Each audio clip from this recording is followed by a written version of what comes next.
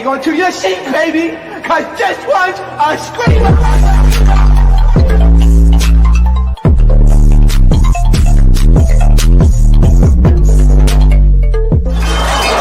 Are you not entertained? Are you not entertained? Are you not entertained?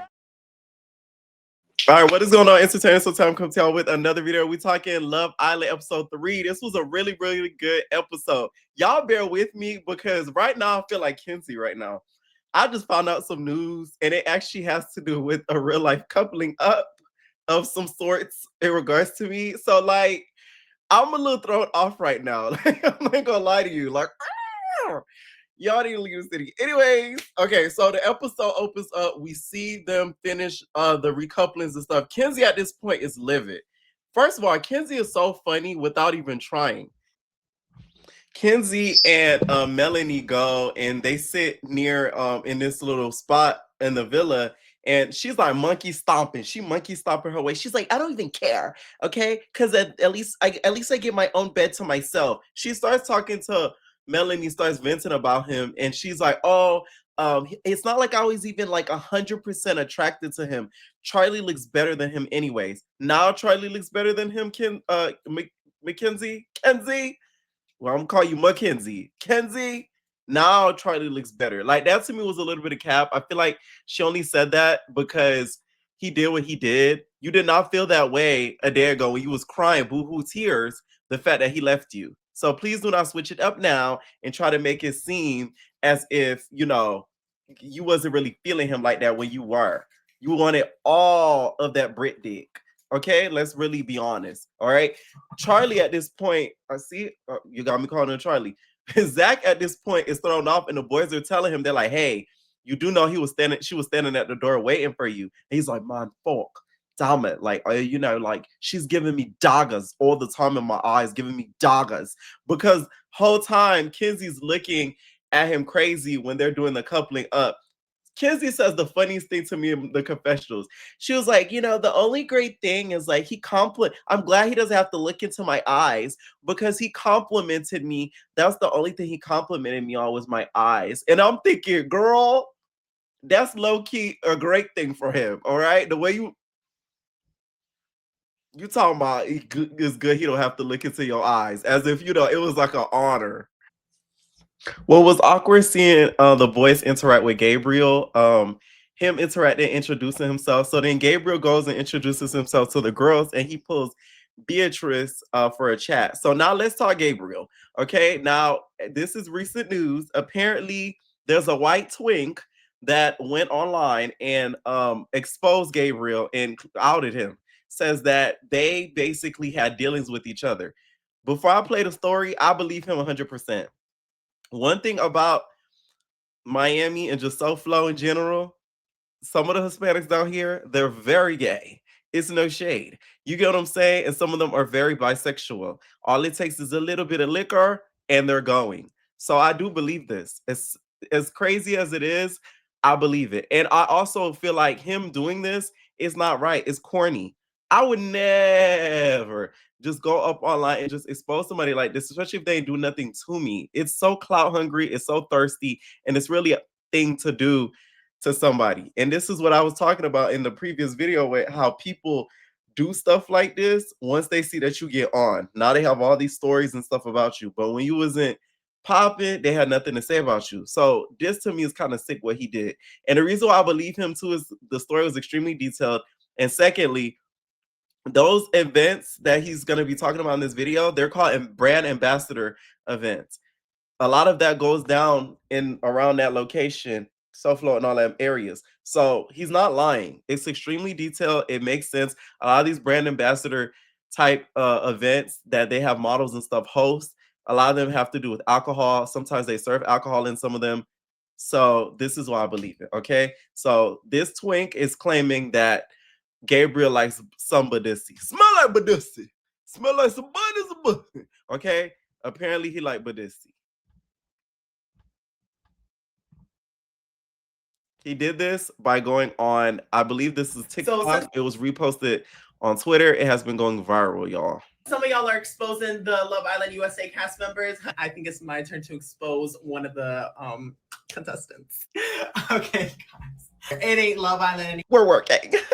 It's Gay Island, and I'm gonna explain to you why. So he's represented by one modeling agency. I'm represented by the other, and we both got booked to host this event in Tampa International Mall, right, for these very high-end clients. Me and him, we get paired together. So I literally go ahead and we introduce each other. And then I also found out that he's also Brazilian. That's fucking crazy because I'm like, I'm also Brazilian too. That's when he was like very into it. I guess like his type is only Brazilian. I don't know if it's only Brazilian people. I might be wrong, but anyway, he really liked that I was Brazilian. So not only allegedly, Gabriel likes Hispanic woman, he likes Hispanic bottoms.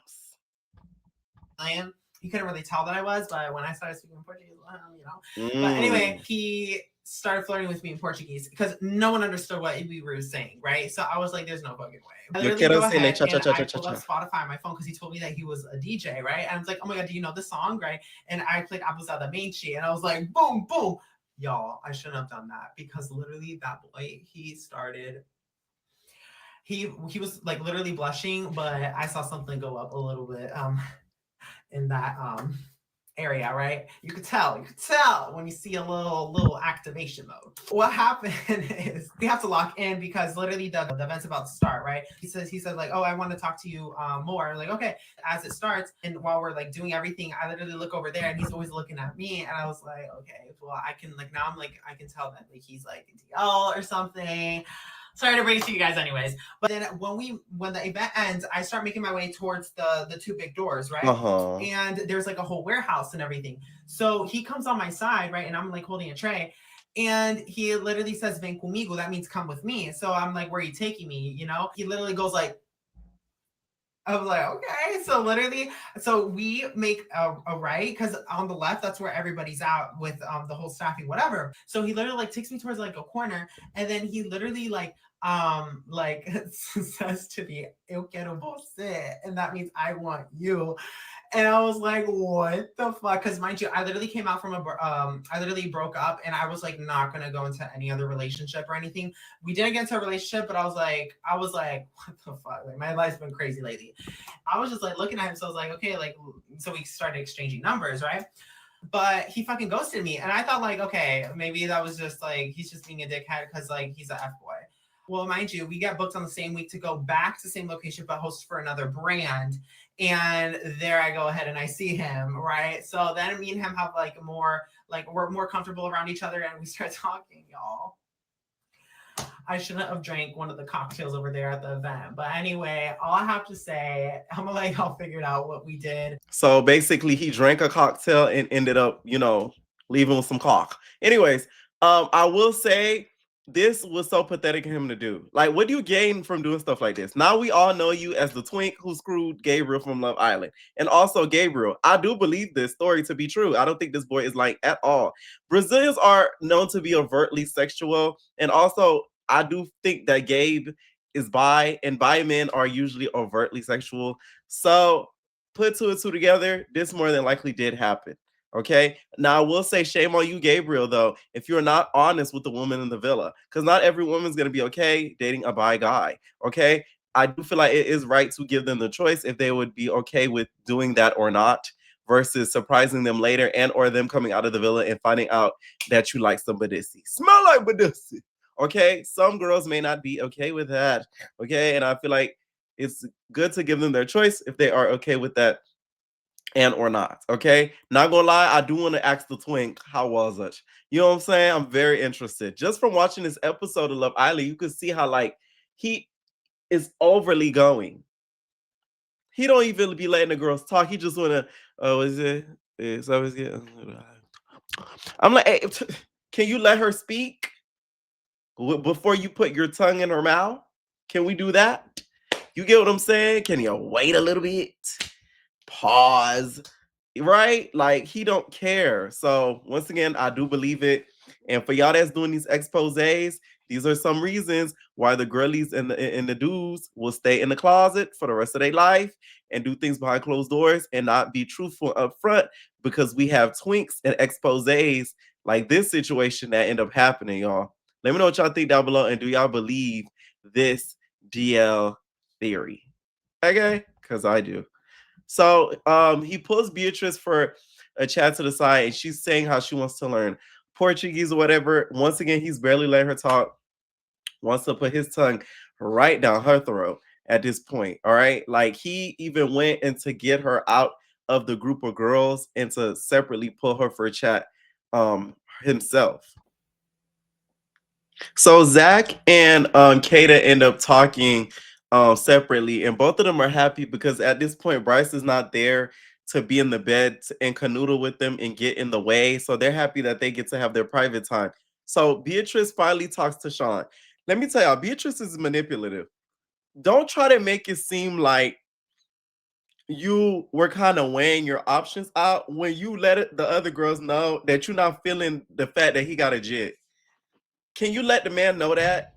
Because now you really, really leading him on at this point. You did not want to talk to him because you realized you didn't want to be stepmama. Straight up. And you're not wanting to hurt his feelings. So that's why you're not saying it out loud. And you probably don't want to get canceled because you feel like all of America would be like, damn, you're not going to talk to nobody who has a kid. Wow. You get what I'm saying? Like, she doesn't want the criticism from America either. But that's literally the honest truth.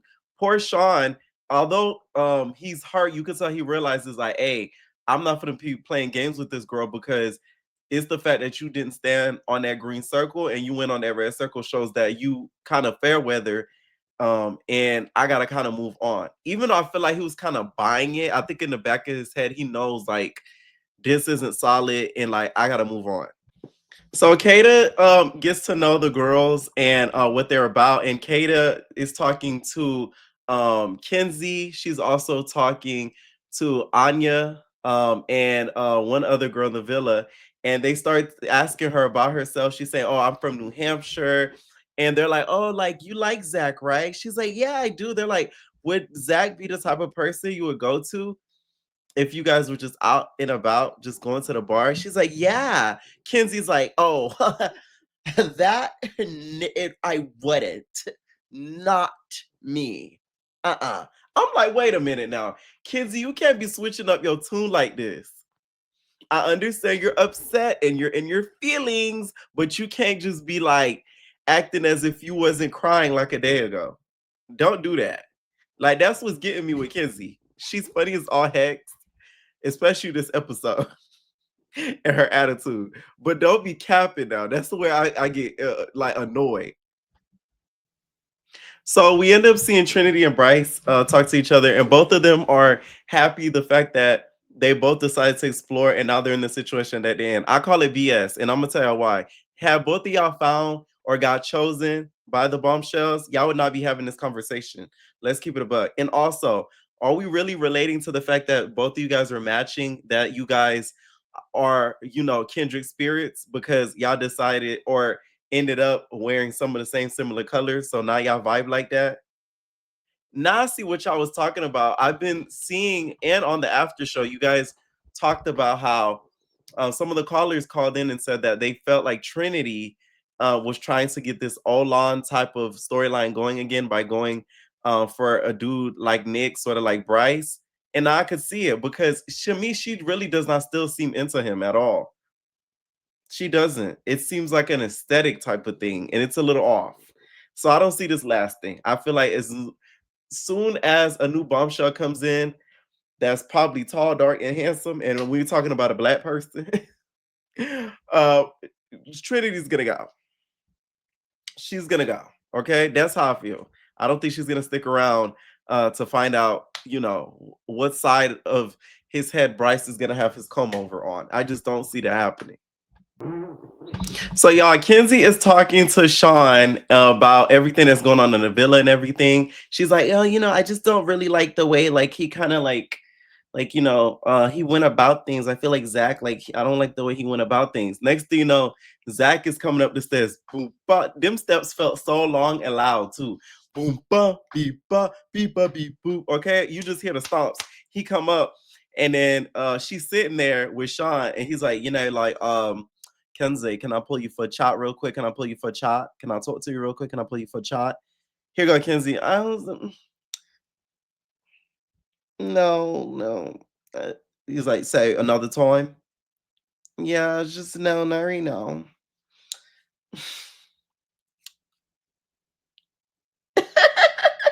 I was like, wait a minute. Let me tell y'all, that was very immature of her. And it shows because y'all got to look at this show deeper than just the scenes. You have to look at it as them in relationships.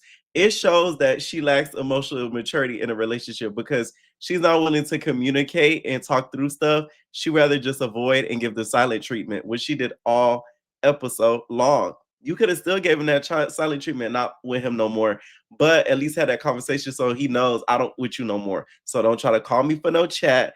Don't try to talk to me. Don't even look at me. Okay. If you see my eyes at your direction, close them because they're going to pierce through your soul. Like, that's what she should have done. And it would have, like, saved her from looking the way that she was this episode because Kizzy was looking crazy. So, y'all, it's the next morning. And apparently, I'm guessing the night before, Sean and Kenzie got it going on in the bedroom. I don't know if that scene that we saw of them talking up there when Zach interrupted them, that they ended up talking a little bit deeper about how they kind of want to deal with each other. But it's the next morning, they're in the bed, they kissing. Here go, Kenzie. Can you make me eggs? Kenzie, did you not watch the season? Like somebody, you know how Abby used to yell at the kids? I feel like that's how I want to yell at Kenzie sometimes. Why would you have to ask him for him to make eggs for you? If he does not make eggs for you, that should show you he not feeling you. Because if you watch the other seasons of Love Island, the guys make breakfast for the females that they are feeling. So you shouldn't be asking him to make a ass thing for you. He should know that by osmosis. Hello? Was I the only one irritated by that? Like, why are you asking him that? So they get up, all the dudes start making breakfast. Of course, Sean ends up bringing Kenzie breakfast. They're kissing or whatever. The whole cast is just looking at him like, And then Gabriel ends up bringing Beatrice breakfast. And he's like, this is your breakfast, Beatrice. He's like, I like how Kenzie goes, I like how you say her name. Bisexual? No, Beatrice. I'm like, oh, okay. Oh. And then Casey and Anaya are like tight as a bosom. I'm happy that they're like really liking each other. Because I didn't really believe it at first, but she really is feeling him. She really is feeling him. A lot of people online are trying to say, "Oh, Melanie should go with AC with Casey." No, let me tell you, Casey is also not leaving a girl with heavy, okay, NBA connections. Okay, that's a perk right then and there. He's not going nowhere until literally probably if he makes it to Casa Amor and they scoop him up out of there. So y'all, it's of course the afternoon, and Sincere ends up asking Kata for a chat. They end up talking, and to me, I feel like Kata and Sincere have more chemistry than Sincere and Melanie. Sincere and Melanie give friends that's been friends since high school. It don't give like, oh, I like you, I'm feeling you like that. Now, Kata and Sincere, I saw fireworks, okay, and they ain't from the premiere night. I really think they would be a better couple in my opinion, except for besides Melanie and Sincere. Like to me, it vibes a little bit better. It vibes a whole lot better. He even compares it. He says, "I have two beautiful fish." He says he has two beautiful fish, and it's like one fish is beautiful, but the other fish is beautiful as well. So he don't know what fish he wants to pick. I said, "Oh, the women are going to be upset with you. You're calling women fish. Oh God, God forbid." Let me stop. But no, for real, like he just does not know what to do because one, they look alike, and two, he really like both of them. So Beatrice ends up having a conversation with Zach. Didn't I tell y'all? Beatrice is a guy's girl. She gonna be the one, I'm telling y'all, that's gonna slap the dudes on the ass and be like, "Get it, boy," because she was giving him advice, Zach, onto what to say to Kenzie when they finally do have that conversation, because Zach at this point is scared. So he's like, like, I don't know, I really want to pull her to the side, but like I'm really scared, like I don't know what I'm gonna say. So she's like, okay, let's role play. And he's like, Kenzie, I want to talk to you because I'm really sorry. She's like, sorry about what? He's like, I don't know, like I'm panicking. Am I the only one that feel like Zach don't have to apologize? Apologize for what exactly? For playing the game of the show, which is to talk and to like recouple and to get to know other people. That's what he should be sorry for. It doesn't make sense to me. It's stupid and it's dumb. Okay. Now Gabriel ends up pulling Kenzie for a chat because he realizes that she's vulnerable. And you know, Cheshire Cat Kenzie was ready for that action. She went right over to him quick. Now there was a point in the episode, right? Where Gabriel is talking to Kenzie in that scene when he pulled her for a chat, and she's like, "Oh, you're flirting with me. Are you straightforward?" When she says, "Are you straightforward?" A part of him panics at the word straight. Am I the only one that peeped that? Y'all go back and watch it. When they were sitting by near the outside area cabanas, when they were having that chat, and she said, "Are you straight forward?" A part of him, I saw a little panic. He hesitated a little bit and said, "Oh yeah, I'm straightforward." Like it was sort of like a, "Wait, what? Are you trying to clock my tea? Are you trying to, insinuate something?" Was I the only one that peeped that? Because I peeped that. I'm telling you. Now Kenzie's having like a gale time with Gabriel. Okay. They're sitting down and she's just like, "So like, do you like dance?" He's like, "Of course I dance, I dance, I do the bachata, okay, I do the merengue, okay, ahorita, salsa, right?" And she's like, "Oh, what's one word do you describe yourself?" No, I think like passionate. Like I think I like passionate, right? And she's like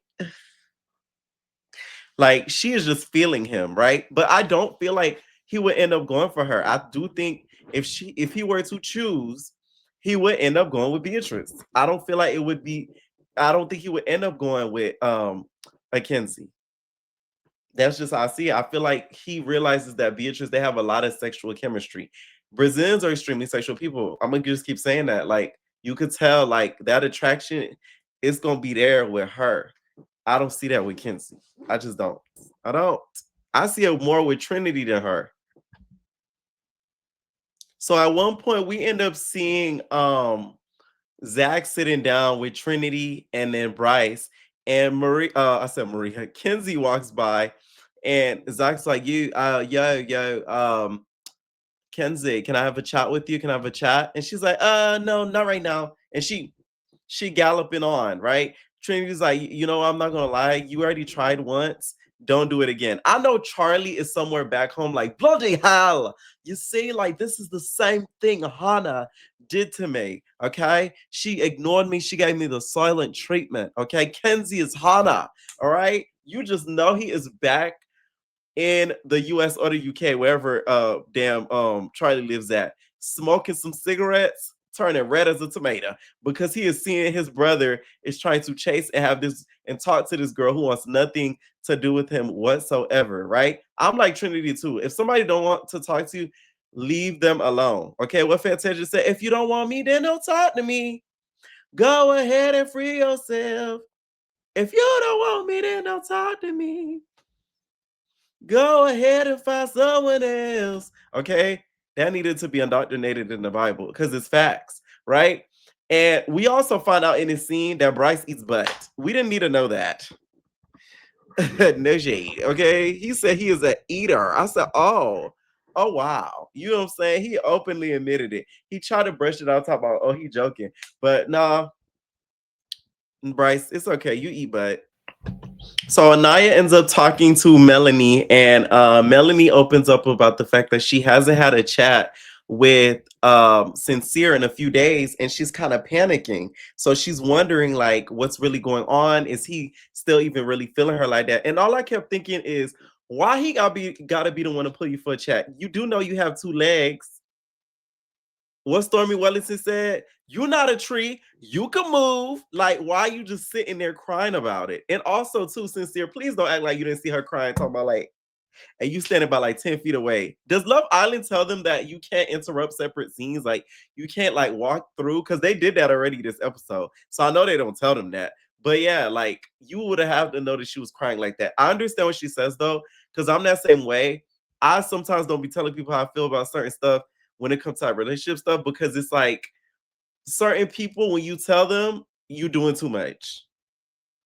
Oh, you doing too much, you extra, versus them listening. So I feel like, although I understand how she's feeling, I do think that she's being super dramatic, because he hasn't really said or did anything that should make you be feeling this way.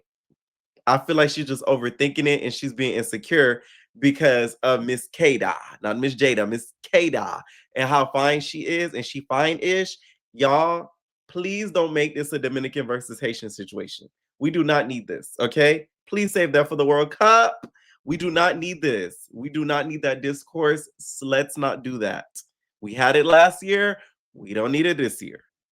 So Trinity and Kenzie end up talking, and they're catching up about the conversations they had with Gabe specifically, and Sean. And Trinity's asking her like, "Hey, like, who you feeling more? Like, what do you think?" She's just like, like, I don't know, but like, I kind of want to talk to like Bryce. Like, I don't know. I haven't really like got any feeler on him at all. Trinity's like, "Me too, girl." I'm like, well, "See, I told you." Of course you didn't. It makes so much sense. Okay. Trinity is just hanging on to Bryce so she's not eliminated. Okay. So she's not vulnerable, if we're going to be honest. And also, Bryce, do you wash your hair? The producers, by the way, you guys are so diabolical for doing a pool challenge right as the internet is literally flaring these people about their hair. We got Bryce and his unwashed hair, Trinity and her one bundle, Kata in the leave out. Uh, it's come on now, like y'all knew exactly what y'all was doing this whole pool challenge. I don't think though that Kenzie and Bryce will make a good match. I feel like she's a very social person, and Bryce to me seems a lot more reserved. So I don't think they would work out and they would kind of mesh well. I feel like she would overpower him in many ways. So it's time for the nightcap, y'all. Everybody's getting ready to prepare for the nightcap, which we all know ends up turning into a challenge. And the boys are talking about like, what's y'all type or whatever. Gabriel says, "Oh, I don't have a type."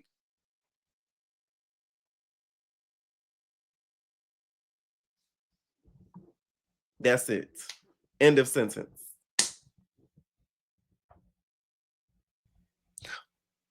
One thing that we notice this episode, though, Mr. Sincere lets his hair down and is giving Judas videos. "I'm just a holy fool, oh baby, it's a crew, but I'm still in love with Judas, baby." Tell me he don't look like the guy from the Judas video. Okay? Tell me he don't look like the guy from the Judas video. Judah, Judah, Judah, Gaga. Y'all know he let down his hair. He looked just like the guy from the Judas video. Okay, he looks better with the hair down. If I could say, you're like, he look real good. Okay, and Melody, I could see why you acted the way that you are. Now at this point, he's trying to talk to her, and he's like, she has like a tool, but it's really because we all saw what happened in the episode with Kata getting pulled by that chat by him, and her finding out about it and feeling a little bit a ways about him pulling her for the chat. But once again, that's the name of the game. So you cannot let your emotions get the best of you like that, because now you acting the way towards him, and he didn't really do anything wrong at all. All he did was have a conversation with her, and y'all are not closed off, so he is allowed to do so. Now, this challenge, I feel like this challenge was one of the most exposing challenges that could ever happen, because you basically have to admit to a deep, dark, dirty secret. And I feel like challenges like this, they ask you questions like this, and some of these answers determine if you get casted on the show or not. I don't care what nobody says, because Trinity, what you admitted during this challenge, which by the way, the challenge is whoever they think is the person who is the answer to the question of like the scenario, they have to get pushed into like the pool or whatever, right? Trinity, I would have taken that to the grave. You did in your mama car when your mama driving. That's crazy. I hope your mama knew that you did that before she found out on a streaming platform blasted to billions of people that you was sucking in her car. And I hope you wipe the sheets too, you nasty. Like, you get what I'm saying? Like, for you to admit that, you won't be able to put that out of me for nothing. I don't care what nobody says. Like, that's so embarrassing. Like, that's crazy. We also find out that Gabriel had SEX with a 52-year-old woman as well, which now knowing certain things, maybe it was a 52-year-old person, because we all know the DILFs be out in South Beach. They shade. But we're gonna let you keep living it up. A lot of the other sort of quests, they were not like super like surprising. Like, we had one with the pillow. I don't know why they was going crazy about the pillow situation. You would have thought that Melanie said she busted on the friend. She busted on the friend pillow. Like, you know what I'm saying? She probably threw it a pillow or washed the pillow. So I feel like they was being so dramatic with that. Even doing the dude with in the best friend room with KC, that to me they were dramatic about that. Now, what started a lot of drama was Sincere, because his answer, his quote was the fact that he had messed around with somebody while texting somebody else, basically like cheating. So of course we see Melanie's face, her head started turning like Stewie. Y'all remember when Stewie head turned when he turned against Lois and he went like this, and his head turned just like the horizontal football? That's how Melanie's head was turning. She like the horizontal football. She was getting very, very upset. Okay. As if you haven't cheated before, Melanie. I don't know. I think she likes him so much that she's starting to freak out. She's really starting to freak the heck out. And she just is like, she doesn't know how to contain herself. Even at one point of the episode, she's talking to the girls. She's like, where's Sincere? She finally ends up talking to Sincere, and they having like a hard time coming to an agreement about what they're feeling about each other and what's going on. Whole time, this is Kata. She's looking the whole time. So freaking Melanie looks at her. She's like, wow, don't you like to stare? I mean, my God. I'm like, oh, I'm gonna tell y'all, this season I feel like it's gonna go bad when it comes to like the cast voting for each other. Y'all know where it comes to the point where they have to stand behind the cast member that they want to keep. That's gonna be the dramatic episodes, because you could tell some of the girls are just really not feeling each other.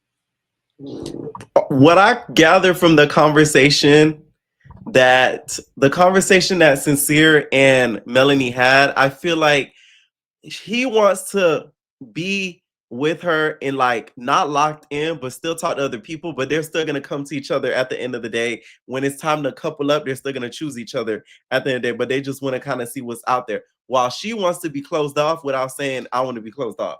You can't have both together. You just can't. And Melanie, you wanting to be closed off so early, that's not smart, because he may do something later on that might piss you the off. Don't forget, you got about like 5 more weeks left. This is a marathon, okay? A marathon, not a sprint, okay? You have to think long term, and that's where she's gonna falter in this, okay? Now it looks like male boomshell is on the way, y'all, and he light skinned, and I saw his pictures on Twitter, and he is going to be a problem, okay? He is going to be a problem. Melanie, you may have another option. We'll see. This was a good episode. Let me know what y'all think down below. Trinity, if I was your mama, you couldn't ride in my car again. Let me know what y'all think, and we are babies.